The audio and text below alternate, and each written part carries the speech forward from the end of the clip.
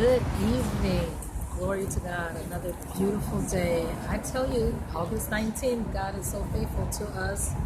And please excuse the background. Hopefully you can hear the word. Because it's August 19th, we are in Proverbs 19. And really one verse spoke to me. And it's talking about it. You might be saying, like, where is she coming from? Proverbs 19:15. Slowfulness casteth into a deep sleep. An idle soul shall suffer hunger. So I was just thinking about, I might have found my new home, as far as, well, my future home, Lord willing. Oh my goodness. I have never seen, besides Chicago, so many vegan places, plant-based places. And I told you recently my son has converted, because of a friend's suggestion and information, and he researching like NFL players who, just eat plant-based. Well, something he has said, he was going on his 4th week. This is something that he said, and a lot of people can attest to this. The energy that one has and the mental acuity, the sharpness, the memory, I don't know. And I believe it's God's hand and His anointing. I also believe that just like how He formed our body in Psalms 139, knitting it together, He cares about what we put into His creation. And like I said, I always say you want to eat to live and not live to eat. Something about eating healthy and being very mindful about the choices.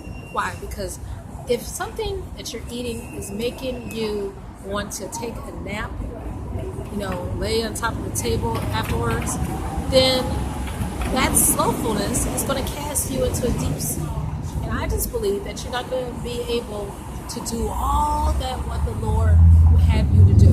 That's just my perspective. I know since, and some other factors, but I believe that the Lord just increases our faith when we do things of faith, and when we say, you know what, Lord, I'm going to put this in my body to honor you.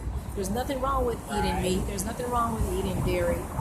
But I'm just saying, physiologically and biologically, it's something about eating animal, right? Because you're taking on their hormones, and they put so many growth hormones in this food now, right, to speed up the process.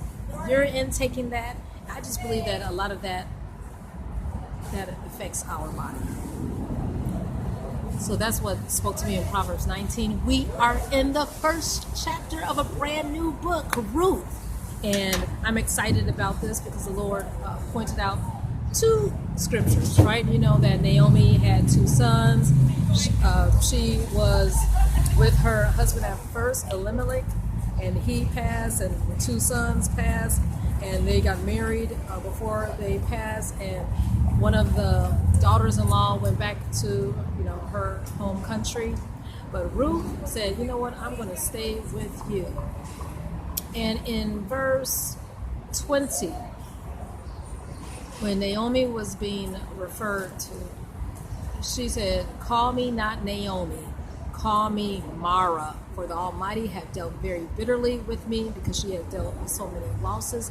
But also, verse 21, I went out full, and the Lord had brought me home empty. Speaking of empty nesters, don't you know that this is the time of life where God will just pour out His fullness and His blessings on the parents and the people who remain once their birds are gone? Oh, God has shown me so much since launching off to Timotheus to college. Hallelujah. Behold, eyes have not seen, nor ears have not heard, nor entered into the heart of man the things that God has prepared for each one of us. You don't have to wait till your kids are grown, but know that God will fill that emptiness with His fullness. And He wants to show that His bitterness that we're feeling is, He will make every experience sweet in His presence.